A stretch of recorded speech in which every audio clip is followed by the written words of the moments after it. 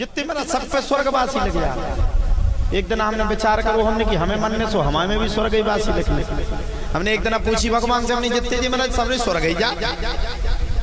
भगवान बोले नहीं, हमने फोटो वालों तो छापा। तो भगवान बोले क्या करने तुम्हें को धंधो बंद करवाने का? हमने कहा बोले अगर वो लौट के लिखे दे फोटो पे नरकवासी तो इतने लट करने सुधो हो जाए। जितने मरते सब पे स्वर्गवासी लिखा रहता, कोई आज तक नरकवासी नहीं लिख सकता, किसी की औकात ही नहीं। बोले फोटो बाय को भैया धंधो चलन देते बुरा न कर। तो कर्म की है गति न्यारी, कर्म परिणाम है 11। कर्म ना छोड़ता पीछा, कर्म से हर कोई हारा। अगर बुरे कर्म किए हैं तो बेटा बुढ़ापे में जब मरोगे ना तो सड़ सड़ के मरोगे। वो अच्छे कर्म किए होंगे तो ध्यान रखना, जिस दिन मौत बुलावा देगी उस दिन भगवान भी मौत के साथ आकर के तुम्हारे साथ खड़ा हो जाएगा। तो ये तीनों प्रश्न समझ में आ गए। किम ध्येयम, बोले ध्यान किसका करो? बोले अपने इष्ट का। गान किसका करो? बोले भगवान का। जे ना गाओ आ तू है पानी की सानी का है। एक वो गाना चलो तो सानी सानी सानी, तो जितने बुंदेलखंड की हते हुए विकट सानी बनाओ, सानियां बन। क्या गाओ? भगवान का भजन करो। और किम गेयम, बोले क्या गान करो? बोले भगवान का भजन। संसार में मत पढ़ो, बहुत आई गई यादें, ये सब छोड़ो, भगवान की कथा सुनो। बोले किम से मैडम क्या सुनो?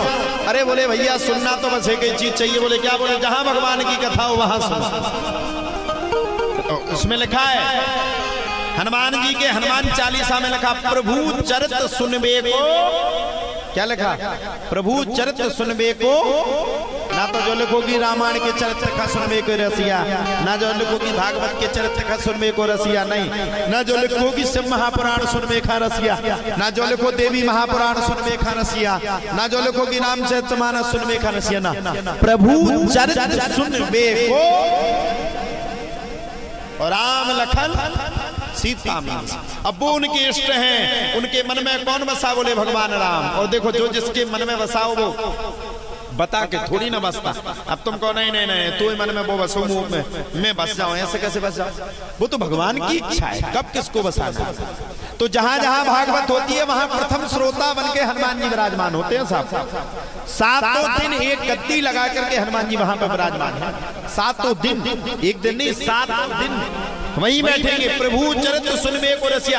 आप एक मूल्यांकन लगाइए, एक जगह नहीं बैठते। देश में हो रही हो, विदेश में हो रही हो, अफ्रीका में हो रही हो, न्यूजीलैंड में हो रही हो, अमेरिका में चल रही हो, श्रीलंका में चल रही हो, फिजी में चल रही हो, या अलान फलान ठिकान कहीं भी कथा चल रही हो, वहां कौन आ जाएगा? हनुमान जी। और एक दिन में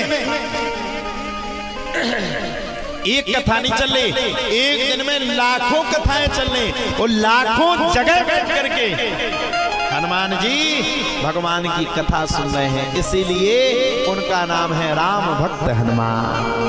और हनुमान जी ने कभी अपने आप को किसी के सामने प्रकट करने की कोशिश नहीं की। लंका में भी गए तो माता सीता ने पूछा कौन हो?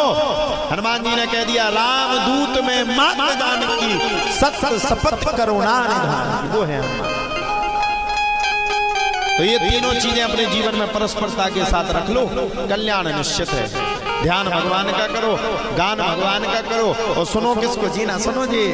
आजकल जी चल गए जी काका चलत, इनको मत सुनो। किसको सुनो? भगवान की। और हर घर में फोन है आजकल, तो बूढ़े बूढ़े टुकड़ा भी चलाओ फोन टच वाले, जिनके दांत गिर गए फिर भी लगे दे तेरे का। अब बुराई न मानियो, क्योंकि गिर गए हो फिर लाल बैठे हो, तुम चलाओ तो। हे भगवान, अब यहाँ आफत बदल गई है। तुम बहुत अच्छे हो, तुम्हारे दांत कितने गिरे अबे? अबे लग रहा है तुम 30 साल के लगभग। तो भगवान की कथा को सुनो, रामचरितमानस को सुनो, जिसमें हमारा कल्याण है।